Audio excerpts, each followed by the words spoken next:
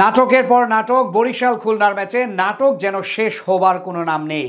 শেষ ওভারে এসে নতুন নাটকের জন্ম দেন আম্পায়ার সৈকত। তবে সবকিছু শেষে অবশ্য জয়টা হয়েছে বরিশালের। শত চেষ্টা করেও দলকে জয়ের বন্দর পার করাতে পারলেন না নাঈম শেখ। অন্যদিকে রেকর্ড গড়া এক অর্ধশতকে দলের জয়ের কাহিনীটা লিখলেন মাহমুদুল্লাহ রিয়াদ। নাটকে ভরা এক ম্যাচের সমাপ্তিটুকু শুনবো প্রতিবেদনের বাকি অংশে। দলের প্রয়োজনে জ্বলে উঠলেন খ্যাত মাহমুদুল্লাহ রিয়াদ, ভাঙলেন নিজের এক অনন্য রেকর্ডও। তার 50-তে ভর করেই খুলনার বিপক্ষে লড়াই করার পুঁজি পায় বর্তমান চ্যাম্পিয়ন ফরচুন বরিশাল। বুধবার দিনের দ্বিতীয় ম্যাচে টস জিতে আগে বল করার সিদ্ধান্ত নেন খুলনার অধিনায়ক মেহেদী হাসান মিরাজ।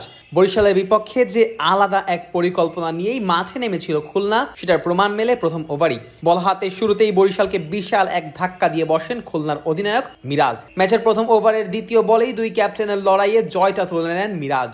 এলবিডব্লিউর ফাঁদে ফেলে বিদায় করেন বরিশালের দলনেতা তামিম ইকবালকে। পরের বলে ডেভিড মালানকেও বিদায় করেন মিরাজ। এবার অবশ্য সরাসরি বোল্ড করে মালানকে প্যাভিলিয়নের রাস্তা দেখান এই অফ স্পিনিং অলরাউন্ডার। প্রথম ওভারে 2 উইকেট হারানো বরিশালের বিপদটা আরও বাড়ে ইনিংসের তৃতীয় ওভারে। হৃদয়ের সাথে ভুল বোঝাবুঝিতে রান আউটের ফাঁদে কাঁচা পড়েন মুশফিক। 3 উইকেট হারিয়ে তখন একেবারে দিশেহারা বরিশাল। হৃদয় অবশ্য রিয়াদকে নিয়ে চেষ্টা করছিলেন বিপদ সামাল দেওয়ার, কিছুটা অবশ্য সামালও দিয়ে ফেলেছিলেন। তবে অধিনায়ক মিরাজের বুদ্ধির কাছে হার মানতে হয়েছে তাওহিদ হৃদয়কেও। 30 বলে 36 রান করে মিরাজের বলে বিদায় নিয়েছেন এই ব্যাটার। মোহাম্মদ নাবিও বিদায় নেন পরের ওভারের প্রথম বলেই। এরপর সব দায়িত্বটা যেন পড়ে যায় মাহমুদুল্লাহ রিয়াদের কাঁধে। আর দায়িত্ব নেওয়ার ক্ষেত্রে রিয়াদের থেকে ঠান্ডা মাথার কেউই হতে পারে না। সেটাই হলো, রিশাদকে সাথে নিয়ে খেললেন ম্যাচ বাঁচানো এক ইনিংস। ম্যাচের 18তম ওভারে গিয়ে করলেন নিজের অর্ধশতক, সেই সাথে নাম লেখালেন এক অনন্য রেকর্ডেও। বাংলাদেশিদের মধ্যে সবচেয়ে বেশি বয়সে 50 করার রেকর্ডটাকে আরো লম্বা করলেন রিয়াদ। তবে জিয়াউরের বলে ছক্কা হাঁকাতে গিয়ে লং অনে ক্যাচ দিয়ে বসেন এই ব্যাটার।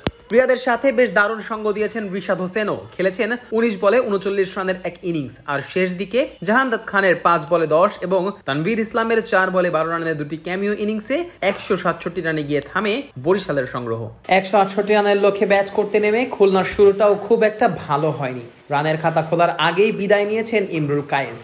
জাহানদাদ খানের বলে তামিমকে ক্যাচ দিয়ে প্যাভিলিয়নে ফেরত গেছেন এই ব্যাটার। এরপর মোহাম্মদ নাঈমকে সাথে নিয়ে ইনিংস মেরামতের কাজটা করছিলেন অধিনায়ক মিরাজ। তবে সেটা করতে গিয়ে অবশ্য রান তোলার গতির দিকে খুব একটা খেয়াল দিতে পারেনি এই জুটি। তবে যখনই রানের গতি কিছুটা বাড়াতে গেছে খুলনা, তখনই বিদায় নিয়েছেন অধিনায়ক মিরাজ।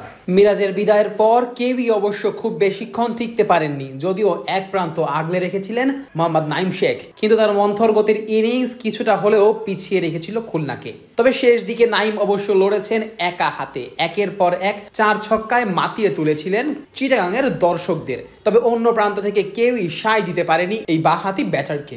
জয়ের জন্য যখন প্রয়োজন 3 বলে 13 রান, তখনই ক্যাচ আউট হয়ে প্যাভিলিয়নে ফেরত যেতে হয় নাঈমকে। আর তাতে করে 7 রানের জয় নিয়ে মাঠ ছাড়ে বর্তমান চ্যাম্পিয়ন বরিশাল।